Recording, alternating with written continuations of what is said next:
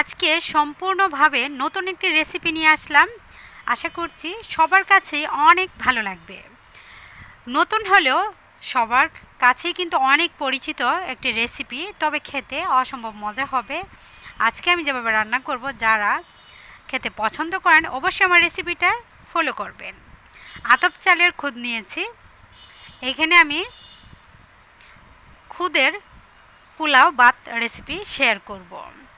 একেবারে সাদা ছোট ছোট চালগুলি খুবই সুন্দর। আর আতপ চালের খুদের ভাতটার গ্রানটা কিন্তু অনেক ভালো লাগে। সিদ্ধ চালের খুদটিও আপনি রান্না করতে পারবেন এরকম পোলাও ভাত খুদ দিয়ে, তবে সিদ্ধ চালের থাকে যদি আতপ চাল হয় খেতে অনেক ভালো লাগে। আর কাঁচামরিচ ফালি করে নিয়েছি, পেঁয়াজ নিয়েছি, আর ফ্লেভারের জন্য আদা নিয়েছি। আদাটা দিলে শুধু ফ্লেভার না, খুদের ভাতের যে একটা গ্রান অন্যরকম আসবে, খেতেও ভালো লাগবে। ফ্রাই প্যানটা গরম করে নেওয়ার পর এখানে আমি সামান্য তেল দিয়েছি, বেশি না। আমরা পোলাও যেভাবে রান্না করি একেবারে বেশি তেলে আমি এরকম ব্রাউন কালার করে নিব না। জাস্ট তেলটা একটু গরম করে পেঁয়াজের কাঁচা গন্ধটা যাওয়া পর্যন্ত আমি নেড়ে ছেড়ে নিব। তারপরে খুদের চাউলগুলি দিয়ে দিব। হালকা ভেজে নেওয়ার পর খুদগুলিকে আমি দিয়ে দিয়েছি। আর দইয়ে কিন্তু আমি একটি ছাঁকনির সাহায্যে পানিটা জড়িয়ে নিয়েছি। এখন উল্টিয়ে পাল্টিয়ে ভালোভাবে আমি তেল পেঁয়াজ আদার সঙ্গে খুদটাকে মিশিয়ে নিব। এটা কিন্তু অনেক এলাকায় অনেক জনপ্রিয় একটি খাবার, অনেকে অনেকভাবে রান্না করে, অনেকে অনেকভাবে খেয়ে থাকে। আজকে আমি আমার মতো করে রেসিপিটা শেয়ার করছি, আর আমি আমার মতো করেই পরিবেশন করে নিব। এই খুদের পোলাও ভাতটা আপনি ইচ্ছে করলে ভর্তা দিয়ে খেতে পারেন, মাংস দিয়ে খেতে পারেন, ডাল দিয়েও খেতে পারেন। যে কোনো রেসিপিতেই আপনি এই পোলাও ভাতটা খেতে পারবেন। খাবারের টেস্টটা কিন্তু কম পাবেন না কোনো কিছুতেই। আপনি যেটা দিয়ে খান না কেন প্রত্যেকটা জিনিস দিয়ে খেলে আলাদা আলাদা স্বাদ পাওয়া যাবে।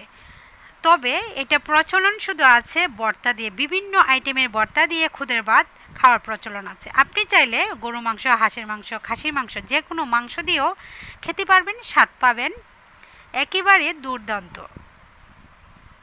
এইখানে আমি ফ্লেভারের জন্য আরও দিয়ে দিয়েছি তেজপাতা আর 2টি এলাচ। নেড়েচেড়ে ভালোভাবে মিশিয়ে নিয়ে, আর এখানে আমি পানি দিয়েছি। আমি খুদ নিয়েছিলাম 3 কাপ, 6 কাপ পরিমাণ পানি দিয়েছি। মেপে নেবেন, মেপে নিলে 19 থেকে 20 হবে না, খুব সুন্দর জোর জোরে খুদের পোলাও ভাতটা হয়ে যাবে।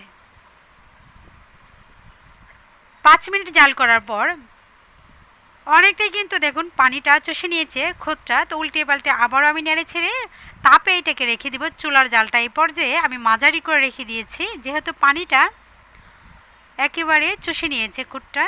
হাই ফ্লেমে দিলে কিন্তু পুড়ে যাবে, তো আমি ডেকে রেখে দিব।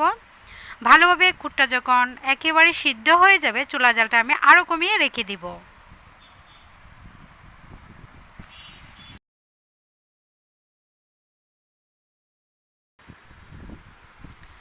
রান্না করার সময় স্বাদ মতো অবশ্যই লবণ দিয়ে নেবেন, তাহলে খেতে আরও বেশি ভালো লাগবে। তো প্রথম অবস্থায়ও লবণটা দিতে পারেন, অথবা এরকম যখন একটু ভিজে ভিজে থাকবে তখনও লবণ দিয়ে দিতে পারবেন।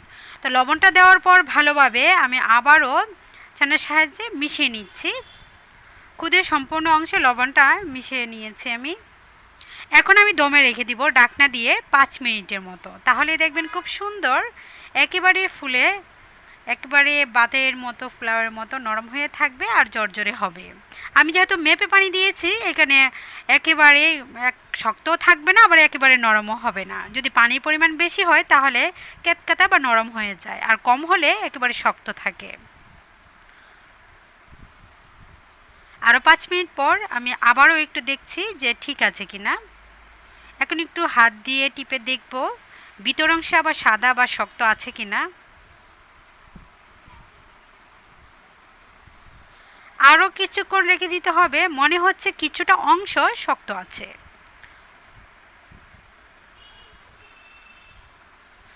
চুলার জাল একেবারে লো করে নিয়েছি। যখন একেবারে সম্পূর্ণ হয়ে যাবে নামিয়ে আমি পরিবেশন করে নিব।